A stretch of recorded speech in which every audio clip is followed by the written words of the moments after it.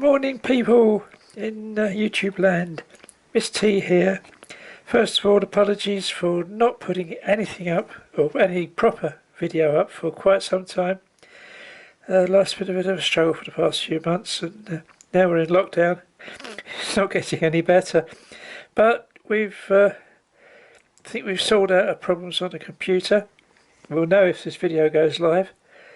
But in the meantime, today's project, or this week's project, I'm not rushing it, I've got other things to do, but it's this piece of beach, I think it's beach, it has beach question mark written on the side, is going to be some sort of lidded form. It's approximately just under 6 inches by about 3 inches, or 15 centimetres, yeah, whatever, can't see it, but, yeah, 15 centimetres, so we're going to turn it. This was originally given to me by my friend Joseph King, and it's quite a plain looking piece of wood and nothing exciting about it. So it's hopefully we're going to carve it and colour it. Right, now we've knocked the corners off this piece of wood on the bandsaw, which is just there. And we've got it on a lathe, on a faceplate. I brought the tailstock up just to give it added support. And we're ready to turn it around. Put a mortise in the bottom and flip it.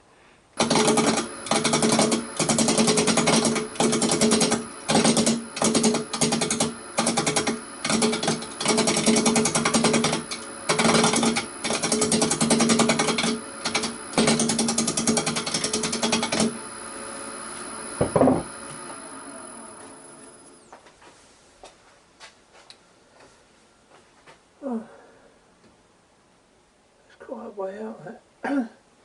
We'll have to have a look at that. I'm not quite sure if it's sitting on a faceplate properly. There's a slight gap at the back of that. So I think I'm going to take it off the faceplate, clean the back up with a fine chisel and retouch it.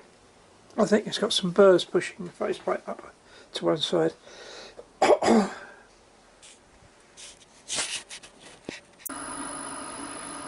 I've remounted the timber on the faceplate, which brought it a bit more central. Also double checked to realign the head and tailstock alignment, and it's now spot in the middle. So now we just got to bring this around. Would help if you tighten up the tool rest properly, of course. Tends to work loose, this one. It's getting a little bit worn. It's 20 years old.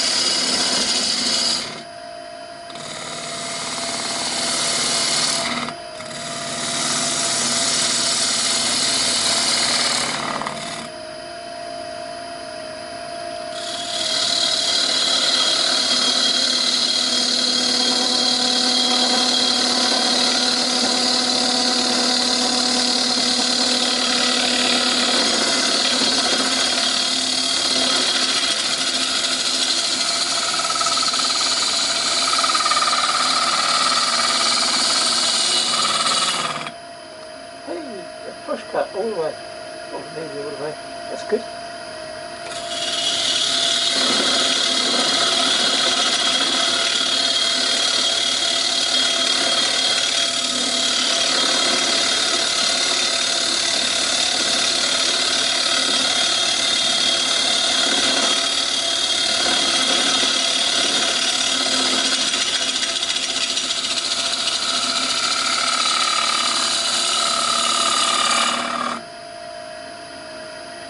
Just getting some of the shape into what I want.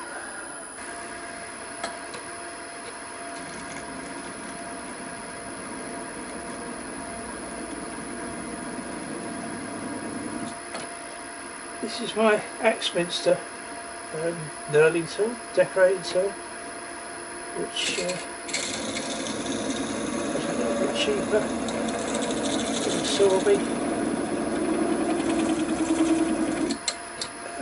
which at the time was all I could afford. So we put that on a fairly low speed, just a little bit of decoration on that. It's quite hard, this beach, and you really got to press hard, so speed that up a little bit.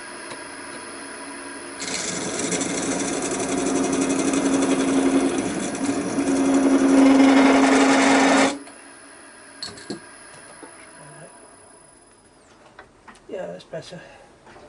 And this is my homemade point tool. Let's raise the rest a little bit.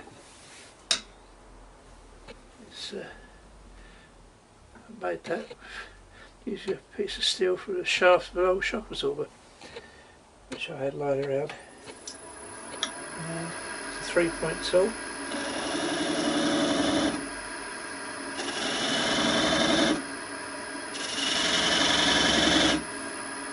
Simple as that. Now, I can't afford any fancy grinding attachments like a Proxon or any of these other things. I can't even afford a decent wheel for this thing. So basically, all I'm using is the standard grinding wheel on my Ryobi grinder, and just experimenting with this. And so far, it's quite good. Now, I'm only going to do this for a minute, a few seconds. It's very noisy. But we'll just pop this on now.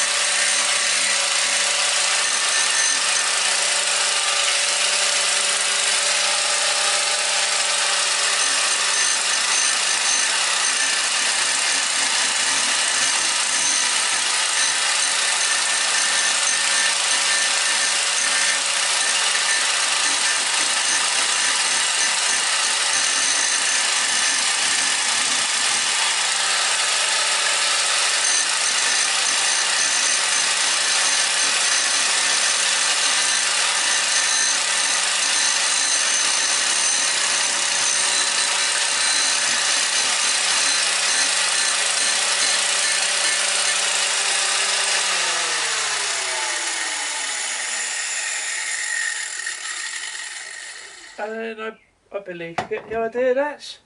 So I'm going to carry on off camera, because it's far too noisy enough for me standing next to it. But we're beginning to get some sort of effect I'm looking for.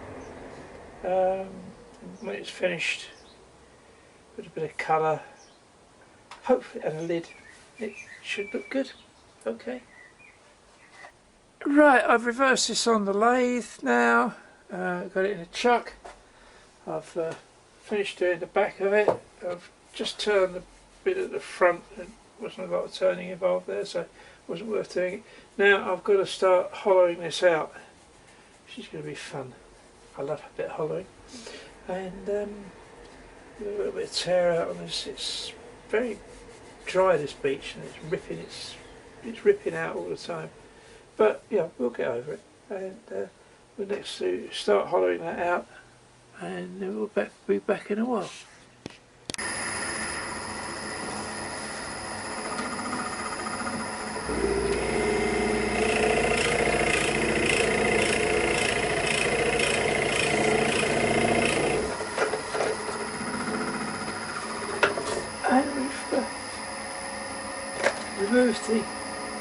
bulb in the centre, as far as I want to go for now. But as it happens, I've not decided on how big I'm going to turn the hole for the lid. I think they've got to come out to at least there because of the screws. I don't think I need to go any further than that. So we'll carry on hollowing that out. We've turned this off and just sanded it, roughly sanded it. I'll sand it a bit more and but I haven't refined the shape yet. I haven't decided on the lid yet. So all these things, nothing's written in stone as far as I'm concerned, and I make it up as I go along. Which is I don't work to set designs. Too much for an artist. I'm just going to do a quick verbal review on this dust mask, which I bought from B&Q a couple of years ago. It must be 18 months ago, or maybe even 20 months ago. But Paul Lockwood did a review on it recently on his channel. I'll try and leave a link for that. But this is it's beginning to wear a little bit now. I've used it quite a lot, and the elastics beginning to show signs of stretching and wear. So it is due to be replaced. But I can't get one from B&Q at the moment because I'm locked down. But I just thought I'd mention it while I'm passing.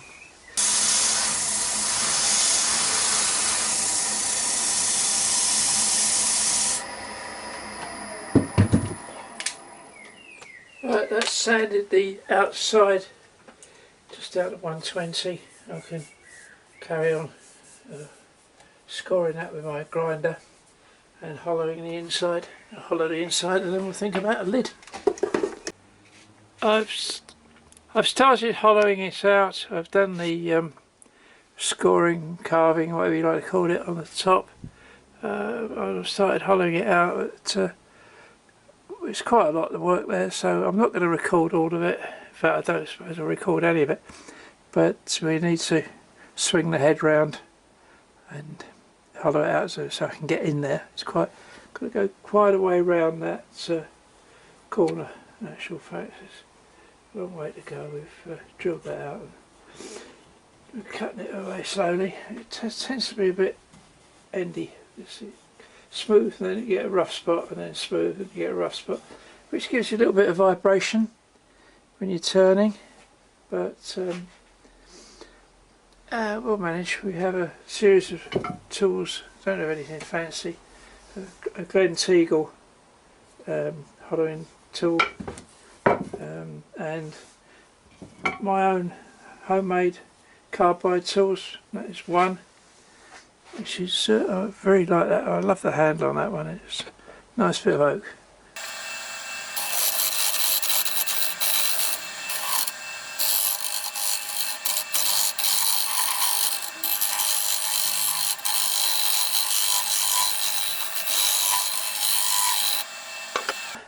We've hollowed it, sanded it, but not fully. So at the moment we're adding a coat of black, which will be well sanded down. This is not just it's not intrinsic. It's not Hampshire Sheen intrinsic colour. It's not chestnut either. It's chalkboard paint, which I use quite a lot. This is very thin. I've watered it right down, and I'm just brushing it on to get into all the little grooves, and when it's dry, much later, we'll sand it all off. And I'm rather pleased with the effect it's giving. Actually, it's not covering completely, it's going on thinly. It is very watered right down, very, very thin, and it seems, I think we can get the desired effect when this is all dry and sanded, we'll soon see. If not, we'll have to take it all down and do it again, which is why I haven't thinned it too much, just in case I want to take some of the scoring off and redo it. So it's about 10mm thick on the wall thickness, fairly uniform, but that wasn't the reason for making this. The reason for making this is to try this texturing experiment, because I know most people use proxons or whatever they're called, protons, yeah. No way can I afford anything like that on my pension, so we're stuck with what we have.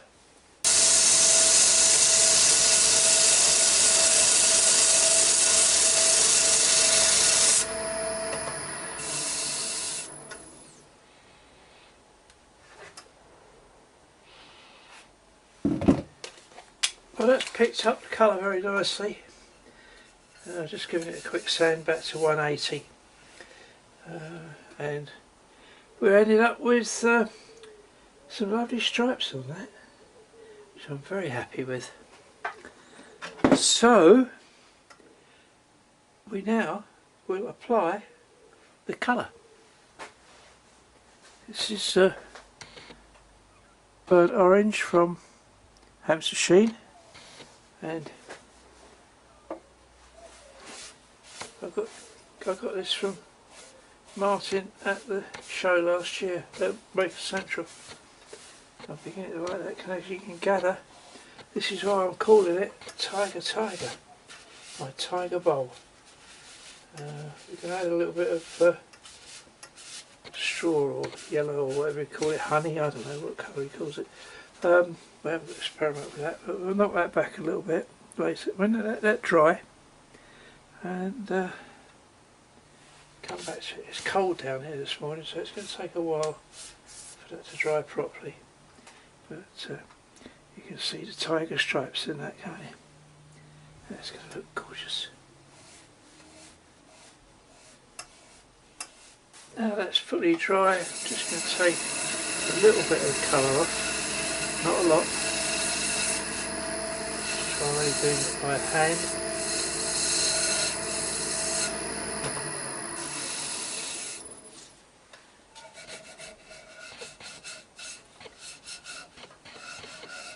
That's okay, that's more than enough. And now we shall apply some intrinsic honey. Let's see how that looks.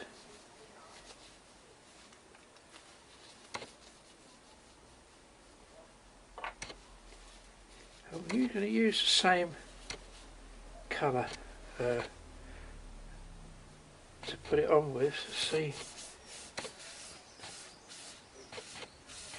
we get a that was clever. Spills it everywhere. Yeah, don't do that at home.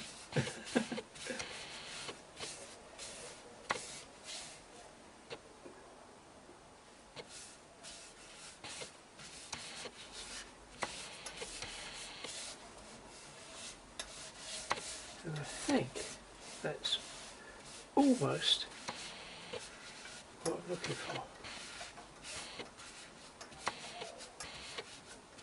It blends mixes the orange and the honey, the burnt orange and the honey together, and gives it a little bit of something different.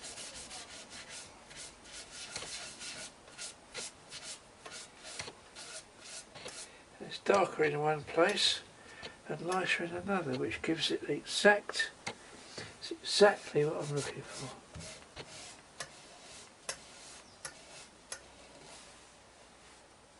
I don't think I'm going to do any more with that.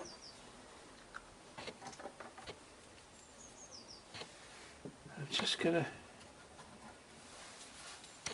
just overspill slightly there. Just Gives that a rub down there before it has a chance to soak in, although it was sealed, that bit. Yeah, that's okay.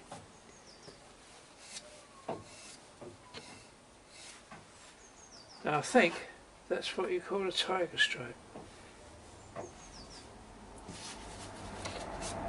That's picked up a bit, that needs rubbing in a bit there.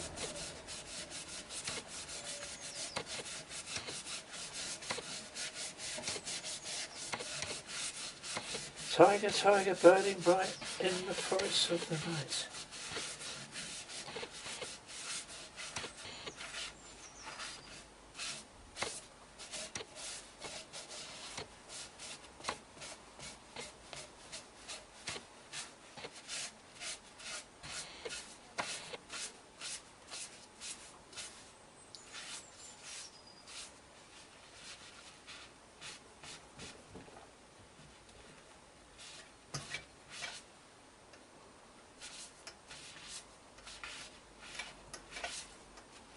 It's a poem by William Blake.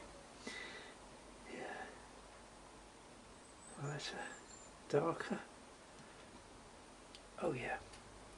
Now I think that is exactly what I'm looking for. Now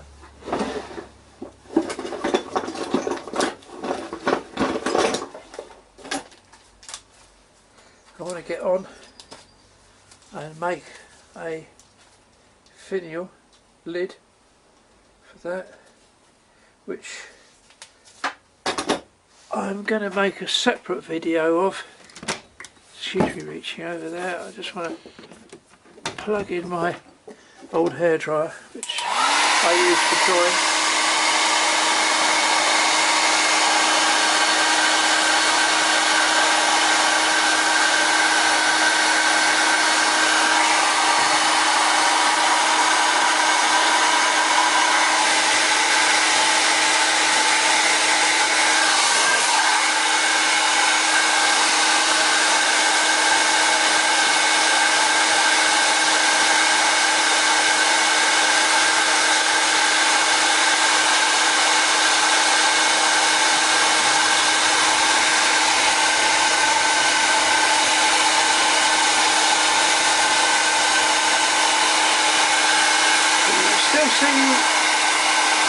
You still see the grain, which is good.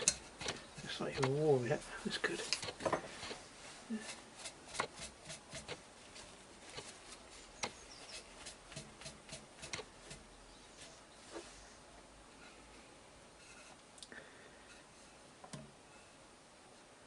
Yeah.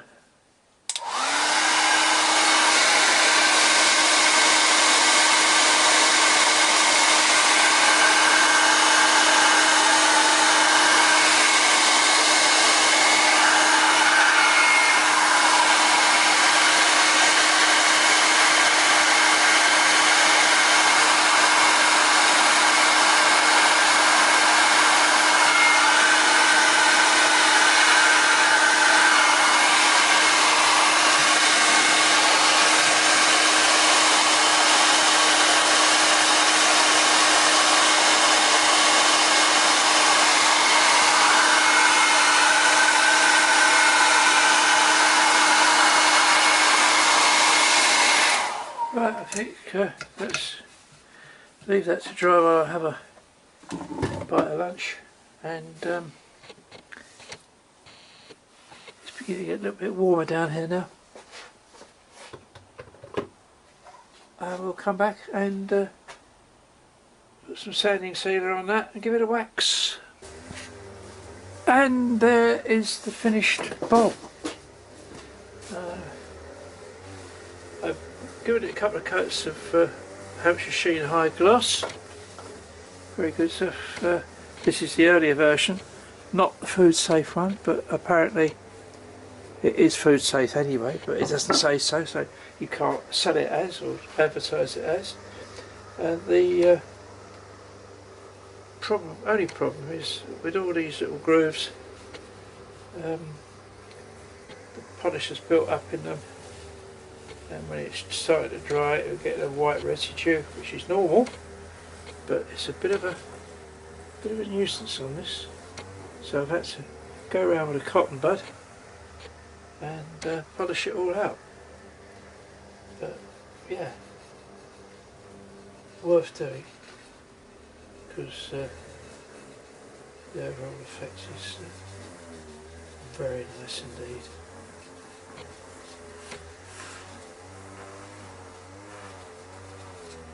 I shall take this off the lathe now and put it on my turntable and take a picture of it.